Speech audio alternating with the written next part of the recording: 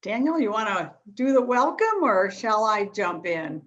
Well, I'll just do one housekeeping and then a little bit more later. I'll say before we get started, we do have some great PowerPoints and a virtual tour live this time. So I suggest going to speaker view in your top right corner, and then also creating more space for the picture of the speaker by sliding that bar that separates the speaker and the PowerPoint over when we get there. So you can still see a good window into our speaker and the programs as we go. Other than that, Carol, why don't you welcome everybody? Absolutely. It has been several months since we've been together on the bus. I think November was our last trip. So we're glad to see that everybody weathered the worst of the winter and we're turning the corner to spring. So we're really excited about that. And kind of to honor that, you know, we're off on our bus trip today, going to Legal Aid, Career Solutions, and then the Children's Children's Museum. So we've got a lot of fun things lined up for you.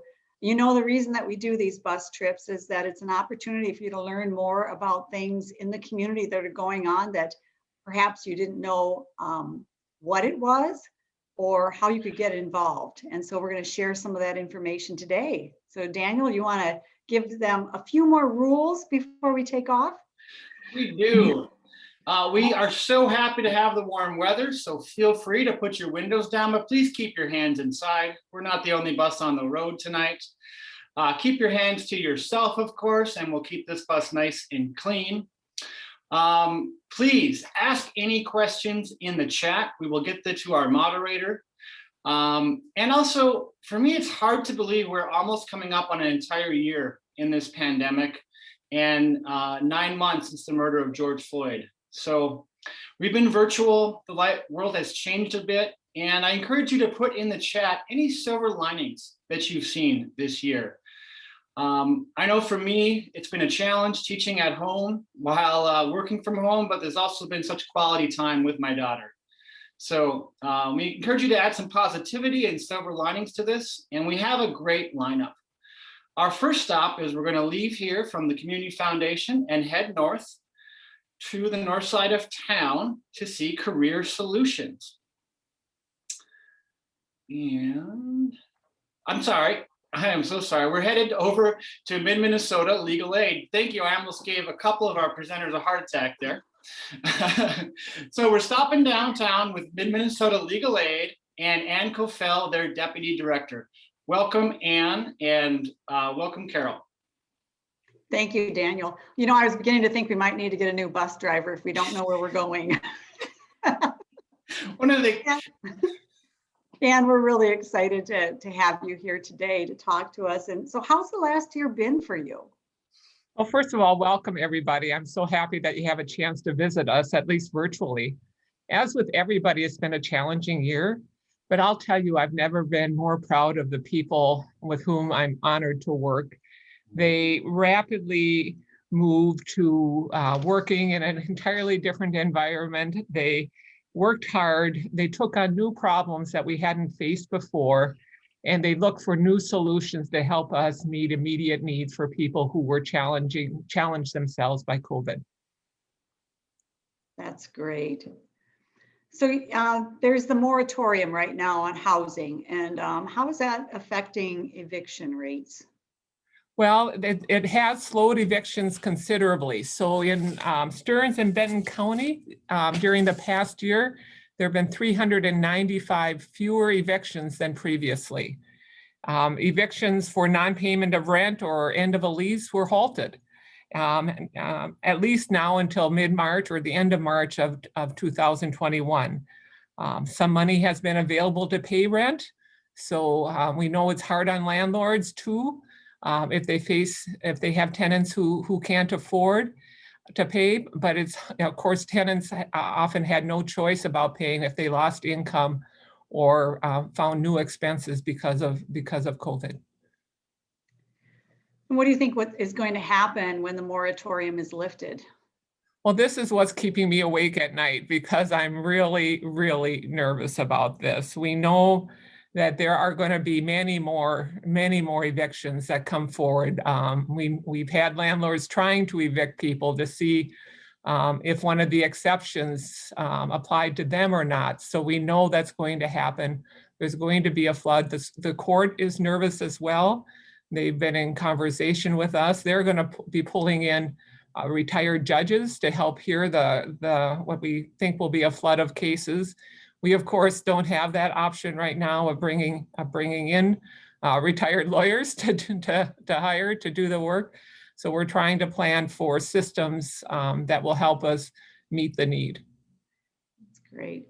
Now I understand that you have a small PowerPoint presentation for us too.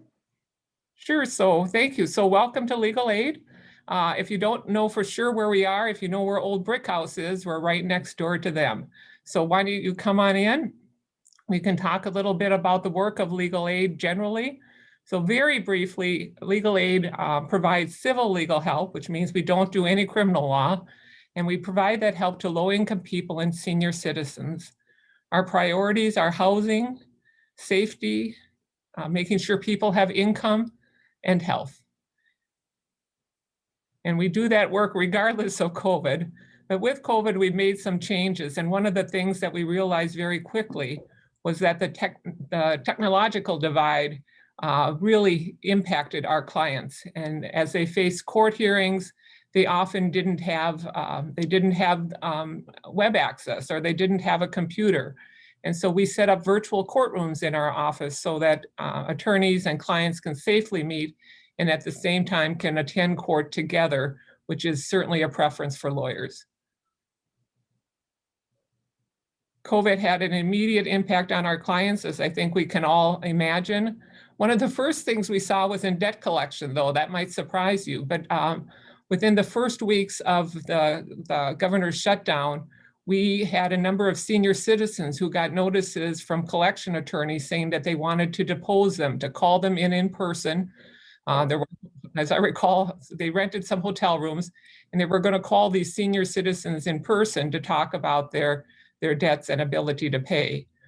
Well, it was interesting that targeted our senior citizen population who was most at risk, and our senior lawyer stepped up, responded to each of those, and said, we can provide that information without you being putting our clients at health risk. Healthcare, there was an increased demand for help accessing healthcare. Unemployment benefits became more confusing even as there were additional benefits provided. And we're still receiving calls and letters about how to get stimulus checks for people who didn't routinely file for taxes. And of course, the housing that we already talked about. One of the things that I'm really excited about that we were able to do is that our statewide coalition very quickly set up a website. They already had lawhelpmn.org, but they set up a page specific to the COVID-19 pandemic.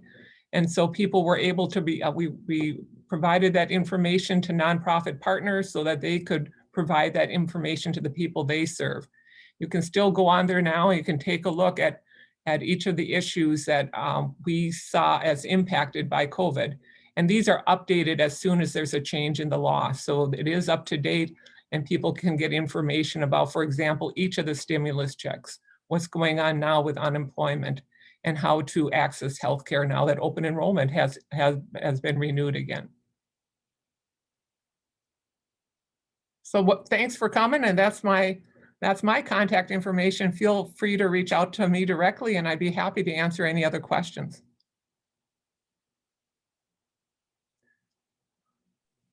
Sorry, I got so excited. I started talking before I unmuted. I just have a couple more questions for you. One, I know that we have such a diverse population here, and how do you manage to do your work with all the different languages that are spoken here? So we have a deep commitment to language access, and we first of all meet that commitment by hiring a diverse staff. So we have multiple staff members that speak Somali, multiple staff members that speak Spanish. We have one staff member who speaks one of the Sudanese languages.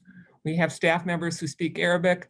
But if we don't have a staff member available to talk with somebody, we hire interpreters or use a language line. That's great. So what's the biggest challenge you face as we look at what the needs are going forward? Well, COVID has taught us a lot of lessons, and one of the lessons has been that how disparity affects so many aspects of our lives. We saw that, as we mentioned, in the technological divide. We've seen it in how COVID has impacted different communities based on race, and that if the white community has had much better results than the Hispanic community, for example. So we're going to be looking at our work with an eye toward that disparity even more than we did before. But we also know that people have lost income, that they've had increased stress, that they have increased expenses. And so we know that going forward, we're going to see more calls for help on safety related issues. We're going to see more calls for help on eviction related issues. We're going to see more calls for help for people who need to access healthcare. So we see the economy as being a challenge, and we see we know that as our economy grows back, that it's going to be people who've had the least who are going to continue to be impacted the longest. That's great. So what can we do to help? What do you need? Well, thank you so much for that question. Even getting the question makes me feel better, so I can come back to work tomorrow to know that there's community support. So thank you for that. A couple other things that we could, I'm looking both at the short term and the long term. We'd love to have one more lawyer to meet this increasing need. So that's a long-term goal, and we'd be happy to have support for that. But on a smaller term goal is I have a number of part-time staff that when this moratorium is lifted, I would love to have the funds to be able to hire them or move their hours to full-time. They're very experienced staff who've kind of cut back as they're getting closer to retirement. But I think I could convince them to come back to full-time for 4 months if I had the resources to do that. So that's my short-term need. That's great, Anne. Is there anything else that you'd like to tell us? Any silver lining that you can think of through this COVID that's become apparent, personal or professionally? So a silver lining? Yes. There actually have been a lot of silver linings, and that's one of the other things I'm thinking about is what to keep from what we learned. One thing we learned is that some of the virtual presentations that we do get better attendance than the in-person presentations. We found that we're able to have more staff involvement for some meetings, not all, but some meetings if we do some things virtually. So I think some of that web technology is something that we're going to continue to use, and we're going to continue to make accessible to others. The other silver lining, this is actually, I'm so excited about this because I wanted it for so long, is Legal Aid got CARES Act funding for a justice bus. So in a month or two, I'm going to have a van that's been converted into an office with web technology, and I can drive to Melrose and doing event in Melrose. And I can partner with the mobile food shelf and go with them to a site and meet with clients and share information and bring our resources to the community. So I've wanted a justice bus for years, so that's the best silver lining I have professionally and probably personally from COVID. That sounds great. Thank you so much, Anne. Daniel, I think it's time to. It is. We just have one question from the crowd here, Anne. So what's the best tagline you've come up with so far for the Justice Bus? Justice delivered, or justice on demand, or? Justice delivered is the one that we've talked about using. So. Yeah, and one real question, Anne, what sources of funding do you have as Legal Aid? I know that's a constant work for you, developing the funding to support all of your services. So first of all, thanks to United Way, we are a United Way agency, and the funding we receive from United Way has a tremendous impact on us. We get some money from the state of Minnesota. We have some federal grants, particularly to support our senior work and our work with domestic violence victims. We get funding from the Anna Bremer Foundation, from the Morgan Family Foundation, and from the Central Minnesota Community Foundation. So all of those are part of our funding source. And of course, we do get individual donations that have a tremendous impact as well. Thank you so much, Ann. Thank you for your time today and for all the work that you're always doing to be so responsive and forward thinking now too, as we face the next waves of this crisis. Can I jump on the bus and see the other agencies? Absolutely. I wanted to get you on the bus, not going into the brick house. So thank you for coming with us. To everyone else back on the bus, are we ready, Carol? We are ready to roll. All right. Well, it's so great to learn so much about housing there and a little bit about income and safety. Now we're going to head, truly, I checked my itinerary. We're safe. We're headed towards Career Solutions on the north side of town.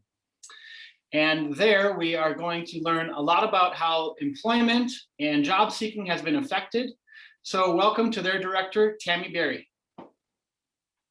Thank you, Daniel. Hi, Tammy. How are you today? Good to That's see you, Carol. Great. So tell us a little bit about the workforce climate. It's been a bumpy road, I think. That it has. You know, we all heard unemployment numbers were so high last March and April. There were so many people that have never been on unemployment insurance before or found themselves without a job.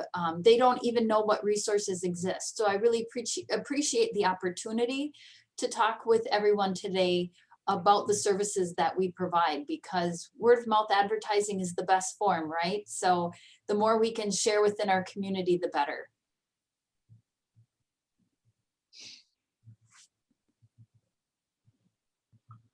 Oh, Carol, you're on mute.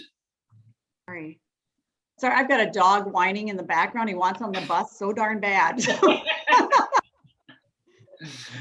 So I was just going to say, why don't we share your PowerPoint and then I'll have a few more questions for you. Okay, perfect. So a little bit about Career Solutions. We focus on Stearns and Benton County. We are that connector between our customers, which are job seekers, people who are in transition, looking for employment, and employers. You know, they're looking for skilled workers. So we try to be that connector between the two. We're primarily state and federal funding. We also get grants from foundations and local, like United Way and Central Minnesota Community Foundation for some of the special project we work that doesn't fit within the state and federal grants that we have. We're located, as Daniel mentioned, on the north side of St. Cloud. We are on the St. Cloud Technical and Community College campus, right along Northway Drive. We can see Whitney out our windows. So that gives you an idea of where we're located at. We're a partner in Career Force St. Cloud. We're one of the 4 partnering agencies that make Career Force happen. The other tenants or partners are DEED, the Department of Employment and Economic Development. So they decide whether or not our doors are open. And right now it's been decided that our doors are closed. But we are doing what we can to serve people virtually. So Career Solutions is an employment and training agency, and we want to invest in people and businesses. We want to see people that are in that transition, you know, get additional skills and move into stronger employment opportunities. So we're able, through the funding that we receive, to put people back to school for training, generally for up to 2 years, to get them that additional credential that could lead them to family sustaining wages. So we do that through one-on-one career counseling. We partner all of our clients up with a career planner who helps them from start to finish. We provide the job training needed, and we also invite them to make some of the connections through the business relationships that we have. We help anyone from entry level to experienced workers, and then youth to older adults. So it doesn't matter who may have found themselves in a transition, but we're there to help them out.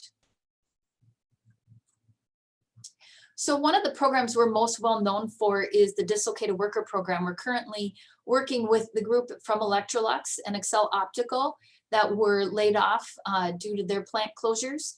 And through career counseling, we're putting some of them back through training if that's what they've decided. But really, people find themselves You know, when you make a transition to a new job, you take a lot of time to think about that. You don't just wake up one morning and say, I know what I'm going to do. This is what I'm going to be next. We try to help people through that transition, through a number of assessments and different courses to be able to help them decide what would be a good career fit for them. And then if we invest in training, that was a worthwhile expenditure for that. So we want to see them get to their next place, and then we make sure that we're still there for them in the coming months, even after they gain a job, to make sure that they are in a good fit. We also have youth programs. Some of them start as early as age 14, and it's for those that are that have barriers to success. We provide very similar services as we would the adult clients, where we look at their skills, their interest and interest assessments, to kind of help them find a career pathway that would work for them, provide them opportunities to try out that job through a work experience potentially, you know, and then also we have some programs where they can earn while they learn. So it's coupling both that education and that opportunity to career explore at the same time together. The one program that is kind of our foundation program for the youth group is CareerONE. This happens during the summer. It's a 5-week program. It has youth either in a computer lab working on math and reading over the summer so they don't regress. They're working on career exploration, building a resume, working on their portfolio, money management. And if they're not in the computer lab, there's another group of them that are probably out working. So they're in a park or at CentraCare at the hospital, staining, painting, mulch, pulling weeds. So they actually get that work activity in there. And then we also work on team building. So we make a very diverse group up of students from many different high schools together, put them together as a team, and then put them through team building activities. So they're learning how to work with people that they didn't potentially choose to work with, and how to make that work and be successful. So if the youth participate throughout the 5-week program based on their work quality and their work quantity, their attendance, willingness to follow uniform and other guidelines that we've put in place, they can earn a stipend of up to $1,020.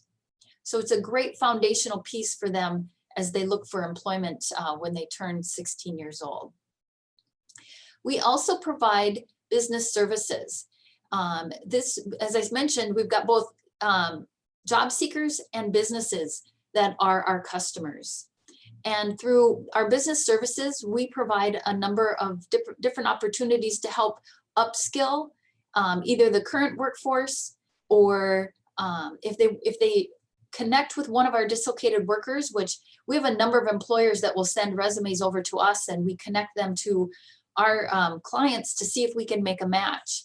And in doing that, we can help pay for some of their training as they're hired on to a new company. We also provide immigrant services for businesses. This is something that kind of evolved out of the Immigrant Employment Connection Group that was started back in 2015. We learned that employers and job seekers both needed education to make successful connections and find employment. So the Immigrant Employment Connection Group put on a number of trainings for providing cultural trainings, panels of employers who've been successful at hiring the immigrant population, and whatever we felt was needed. The group felt like we moved the needle, and out of that came my team working specifically on helping companies individually. We knew that there was something that was keeping them from moving forward and diversifying their workforce. And it took us going in there and learning more about the organization to figure out how we can help them move forward. So we have helped with recruitment. We also provide cultural training for the supervisors to make sure that, and staff to make sure that the people that they do bring in are feeling welcome there. So we want to make sure that it's the culture is set for the new workers. And then also helping retain those employees. So there may be some bumps along the road, and there have been phone calls made back to us by the job seekers. But we have mediated a conversation with HR and have been able to help them learn how to work together versus pulling us in as a third resource. So really helping them be self-reliant in continuing that relationship together. With COVID, we have transitioned to meeting with our clients virtually. During the summer, we had a cute little picnic table outside where we would meet with people if there was a language barrier, or as Ann had mentioned, the digital divide has been a challenge for us. So, and in the meantime, since we're not able to bring people into Career Force, because as I mentioned, that's Deed's decision whether or not the doors are open for clients or not, we are meeting with people over at the library. So thanks to the Great River Regional Library for letting us be over there in a additional space with computers on Monday through Friday from 2:30 to 4:30. That's where we're able to help provide those services and kind of try to reduce some of that gap in the digital divide. Wow, you do a lot of different things, Tammy. It's absolutely amazing to hear. So I know that there's been a lot of people who've lost jobs due to COVID, and do you have a feel for what sector has been most impacted by job loss? You know, it's mostly the hospitality industry.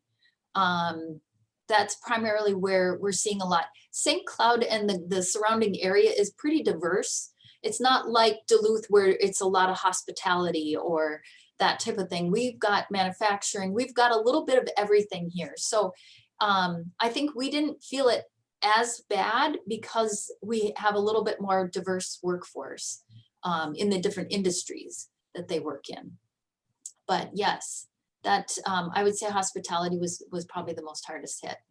Okay, and then as we look at opportunities for jobs, and you're looking at training people, what sectors is there sectors that you're maybe suggesting people look more closely at as being something that has some growth coming? We always look at growing jobs. The jobs have to show job growth for us to invest training in. That's primarily in manufacturing and healthcare. Those are probably, if I had to name two, that's probably the two strongest that we have. And healthcare has been such, you know, a radical change over the time throughout COVID, but there's still plenty of jobs available in healthcare, and some are even new. Ever evolving because of COVID too. Great. So what are the greatest challenges that you face in meeting the demands over the next year? You know, the digital divide, I think, is one. Helping people maintain childcare is another. You know, those are all barriers to employment. Transportation is on that list too. It's just not number one like it used to be, or two. I think those other healthcare, childcare and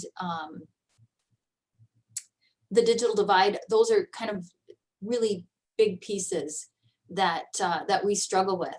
And if people are not computer savvy, right now to send them back to training is very challenging because most of the classes are offered online. Unless they're going to go into a trade position after high school, there's not a lot of options for in-classroom experiences. So we have people that are hesitant to move forward with training because of that. You have a lot of specific programs with a lot of different niches. So which ones would you say need funding? You know, we are on our 20th year of CareerONE, and we want to host 140 youth in St. Cloud and 30 between Sauk Center and Painesville this year. That one, we just continue to grow it, and we keep sourcing, seeking funding to make that one happen. We did have CareerONE last summer, even during COVID. We did it in small groups, we did it remotely. for 110 students. So we're excited to bring it back in person this year. And it's a great program that lays the perfect foundation for youth. It trains them the soft skills so that they can go out and gain employment, and also have a career pathway.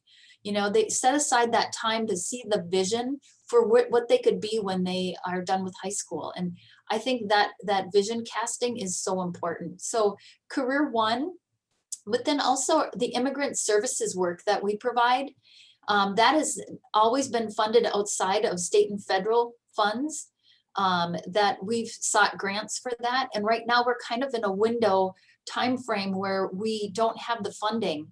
Hopefully our next opportunity will come about in late summer, early fall, to be able to get funding for that program, which it's really unfortunate because we've built such great momentum with that program that we'd hate to have to put the brakes on that, and then try to start back up again in the fall. So that is one of the other that we're looking for funding on.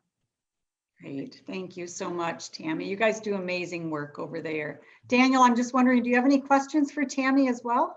Yeah, well, just one comment, Tammy. I'm so fortunate to have gotten to see a graduation of CareerONE for a couple of years, and it is inspiring the enthusiasm of not just the kids, but the families, the parents and siblings that are seeing that success, and a real tribute to the great diversity of leaders and teachers and staff you have. It's so important for our youth to follow individuals that look like them, and I give you real credit for how you've developed that program. So I really hope you can find the funds to serve every student that wants to this summer and makes into CareerONE.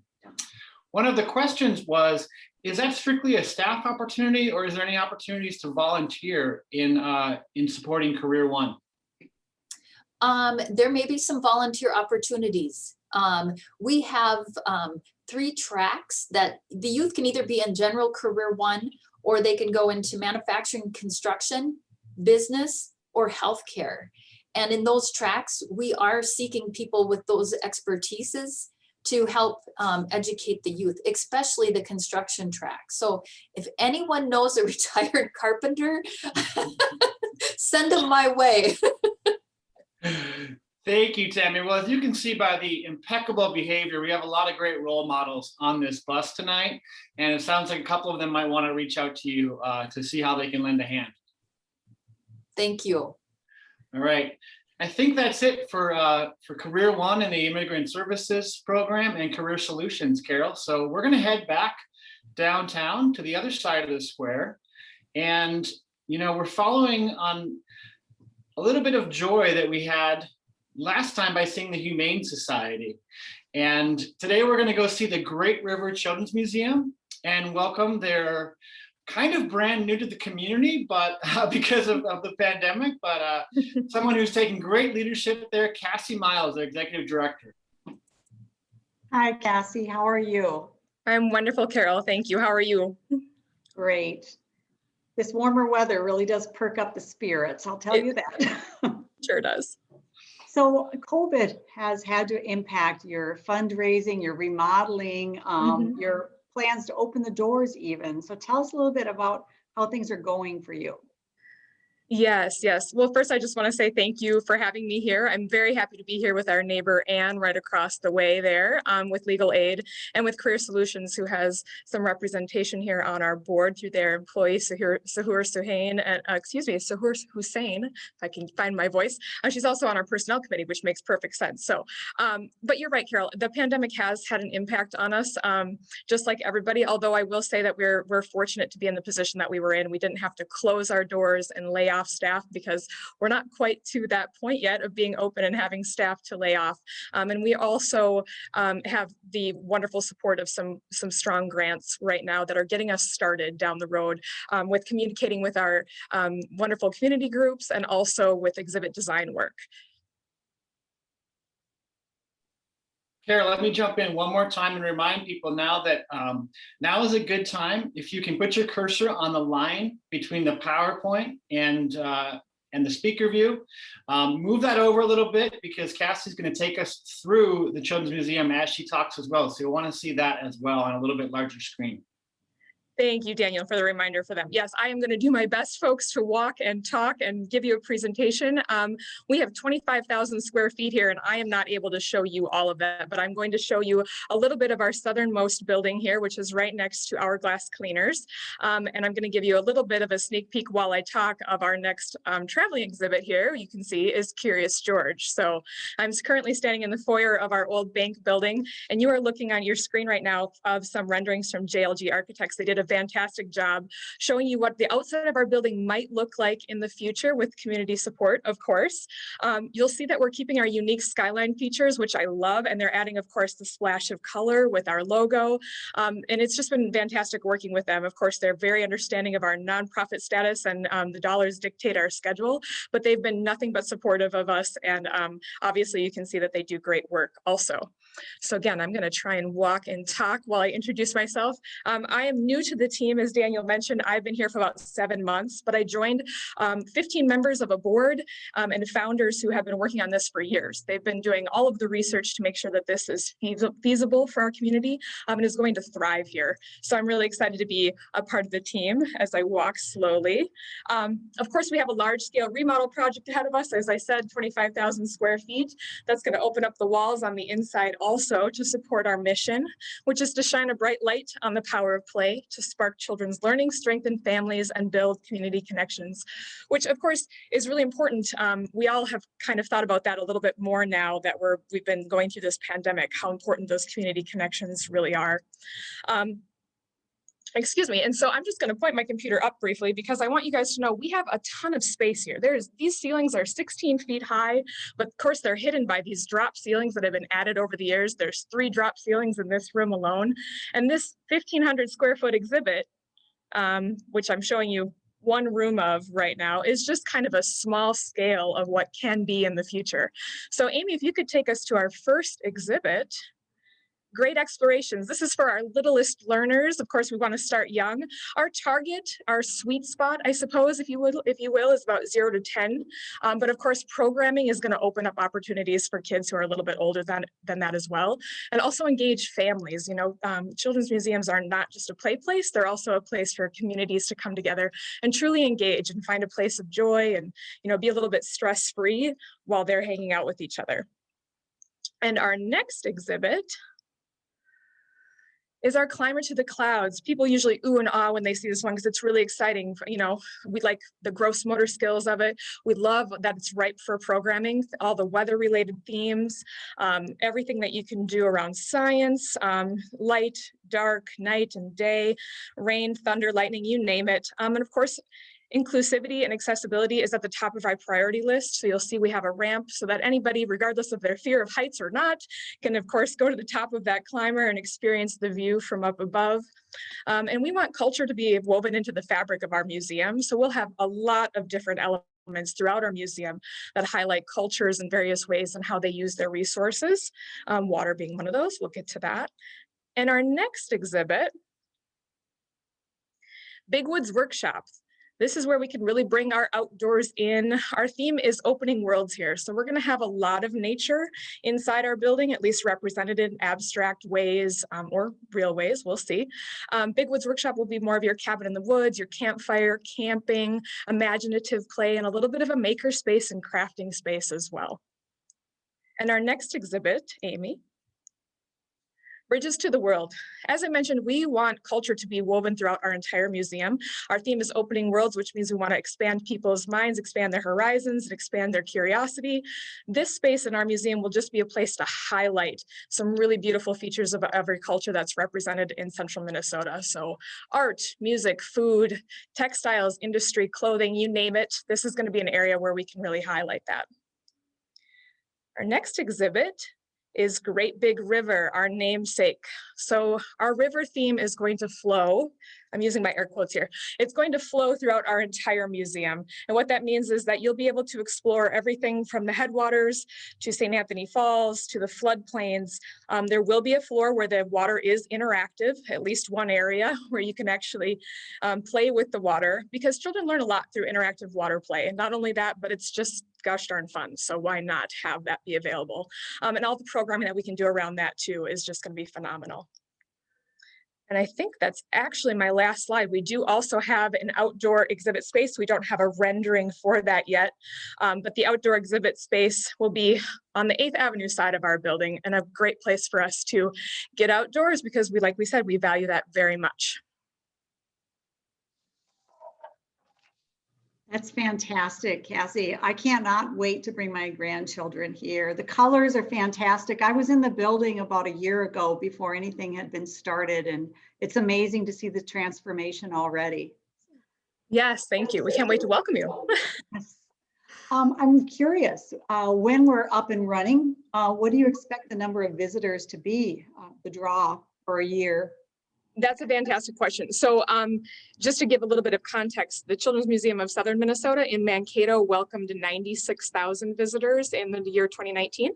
We anticipate between 70 and 100,000 per year ourselves. So we're really excited to be to add that traffic to downtown St. Cloud. Wow. Mhm. Yes. Wow. So, what type of resources would be most helpful when we're thinking about how we can help? What can we do? Yeah, there's a few different things, and thank you for asking. I echo Anne that just hearing that question is actually gives me exciting goosebumps. You know, the pandemic slowed us down in a lot of ways with engaging with our community. We've had grant dollars to support roundtable discussions and gather feedback, and Play, Explore, Learn Labs, which shifted to the Family Fun Club online. So of course, sharing your opinions is one of the things that you can do because we want to know how we can best serve our community. And then the fundraising piece, of course, this is a you know, a really big project for us, but we're happy to support all of our partner organizations and the entire economy of Central Minnesota. So we have sponsorship opportunities for most of our exhibits. One of them is off the list, and we're looking for those leadership gifts to really keep us moving beyond what our grant dollars can support right now, which is just that initial exhibit design phase. That's great. Were you able to get to the point? I know that there was playstations that you were working on in the very beginning, and then COVID hit. So I'm curious, were you able to set those up and have some studies with children before COVID? Yeah, we were able to host 2 of those Play, Explore, Learn Labs, thanks to some dollars from Central Minnesota Community Foundation and Morgan Family. And then those dollars, thanks to the flexibility, of course, of everybody during the pandemic, I think we all had to be a little bit flexible, shifted to the Family Fun Club activities. So we were able to welcome 2 different groups, but those are still on our radar for the future to welcome some others if we can in that way. That's great. Mm-hmm. Daniel, are you getting some questions through the feed as well? We sure are. People want to know how late you're going to be open so we can come all over there and get out of the house tonight. Yeah. And another one is, you know, just getting to meet you, Cassie. What brought you to this job? That's a great question. I'll give you the abbreviated version of my history. So I'm originally from Central Minnesota. I moved out of state for a while, lived in Chicago. And when I came back, I was working from home, and Great Theater is actually a board that I'm on, and I wanted to get involved with the community. And that board has propelled me to this position of understanding that while working from home for a hedge fund in New York was great excitement, what I want to do is work in a position that supports the community that I'm in. And Central Minnesota means a lot to me. We have a beautiful space here, and I just want to make sure that everybody has something to draw them in and then keep them here, because there's so much to do, there's so much going on, and I just want to add to that. Awesome. I'm so excited because I know this is going to be a great year-round space, but in my first year in St. Cloud, I spent an awful lot of time walking crossroads with my 3-year-old daughter, looking for somewhere to go during those really cold times. How can businesses get more involved with supporting Great Red Children's Museum? That's a great question. So obviously I mentioned earlier, we have those sponsorship opportunities. We're looking for in-kind support through our large scale remodel project that we have going on. We also, again, want to hear from businesses about how we can support them in the downtown area. So what can we do? What can we do to revitalize downtown and keep it on its trajectory of, you know, becoming a space where families want to come and explore. The Art Crawl, I must mention, is just a fantastic event that we have. Summertime by George. We're so excited to be near all of those things. So yeah, just get involved in those ways by letting us know how we can support you, and you know, stepping in to see what maybe we can partner on. That's awesome. Well, congratulations to the board. We're so happy that you're aboard and you're leading this mission. We know you're going to bring it to fruition for us. And so glad to have you in the museum, part of our community. Appreciate that. And I should also say, if I could, we do also need volunteers for projects such as our traveling exhibit. So if people want to visit our website to sign up to volunteer at the museum, go to www.grootrivercm.org to sign up and spread the word. We want people to know that a children's museum is coming to Central Minnesota so they can get excited about it, even though we have a bit of a project ahead of us. Thanks so much. Carol, we have one more question for an earlier panelist. Tammy, if you're still with us, we do have someone asking, how can businesses as well get involved with Career Solutions?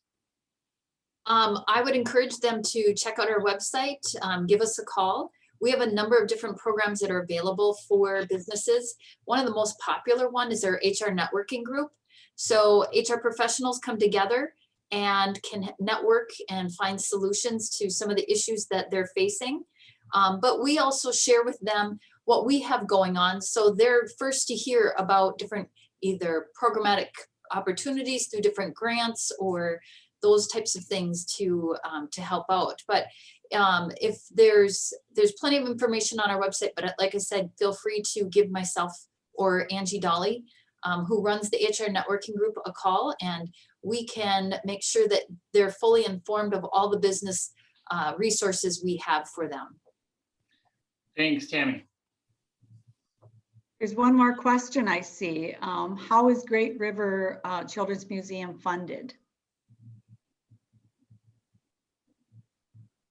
Go ahead and unmute myself. Thank you for that question as well. So children's museums are a little bit unique in that once they open, they are largely self-sustaining through admissions and memberships. I say largely because there's a lot of opportunity there for programmatic grants and support to provide admissions for people who can't afford it. So we will be seeking funding at that point. But opening up until we open those doors, children's museums are funded by community leaders, and that's what we're looking to seek out right now. Awesome. We had some great questions, Carol, and I think that's it for today. I think you're right. It's time to pull the bus back into the garage, let everybody go home and have a nice warm supper and get outside and enjoy a walk, I think. Well, thanks so much to CMCF for your partnership in these tours and to all these great supporters here helping to make change in the community and supporting these so innovative and responsive programs. Absolutely. It's always fun working with United Way. All right, everybody. Take care. Enjoy some of the good weather while we got it. Thanks for caring today.